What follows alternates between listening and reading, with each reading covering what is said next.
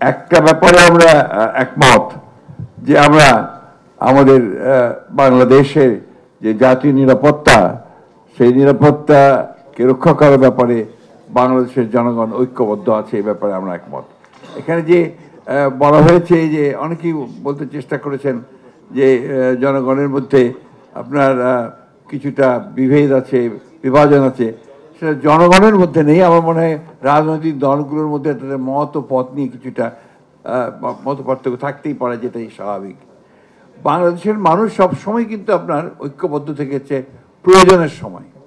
প্রতিটি ক্রান্তিকালে, প্রতিটি সংকটে বাংলাদেশের মানুষ ঐক্যবদ্ধ হয়ে তারা বাংলাদেশের নিরাপত্তা রক্ষা করেছে, বাংলাদেশকে রক্ষা করেছে।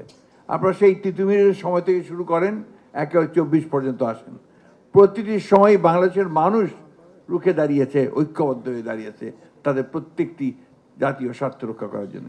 52 ভাষা আন্দোলন বলেন, 69-এর গণ অভ্যুত্থান বলেন, 70-এর নির্বাচন বলেন, 71-এর মুক্তিযুদ্ধ বলেন, সর্বক্ষেত্রে মানুষ এক হয়ে লড়াই করেছে তাদের নিজের জাতীয় স্বার্থ রক্ষা করার জন্য।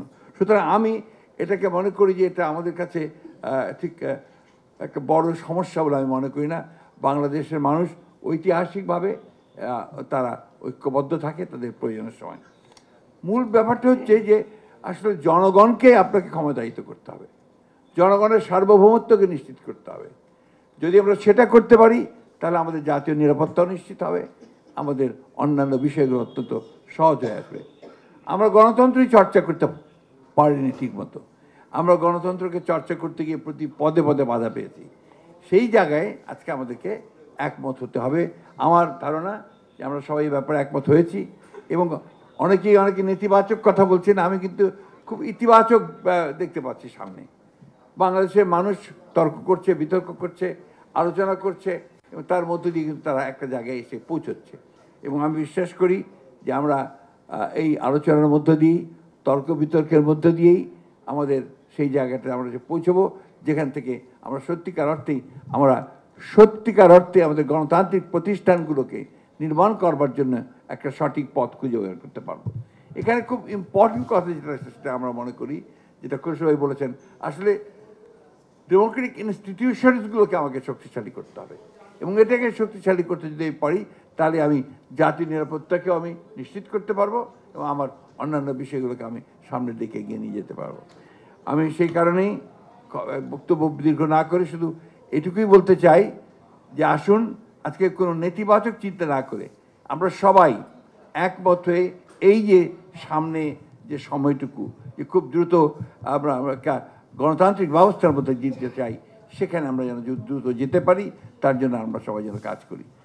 প্রশ্নটা হচ্ছে গণতন্ত্রে ফিরে যাওয়া, প্রশ্নটা হচ্ছে গণতন্ত্রে উত্তরণ ঘটানো, প্রশ্ন হচ্ছে যে গণতান্ত্রিক রাষ্ট্র ব্যবস্থা চালু করা। আপনারা রাষ্ট্র ব্যবস্থা মেরামতের কথা আমরা বলেছি, এটা তো অনেক আগেই বলেছি। আমরা আপনার সেই 2016 সালে আমরা রাষ্ট্র সংস্কারের কথা বলেছি। আমরা 2023 সালে 31 দফার কথা বলেছি, যেখানে আমরা পুরো রাষ্ট্র সংস্কারের কথা বলেছি। তো কোথায় প্রবলেমগুলো হচ্ছে আমি বুঝতে পারি না।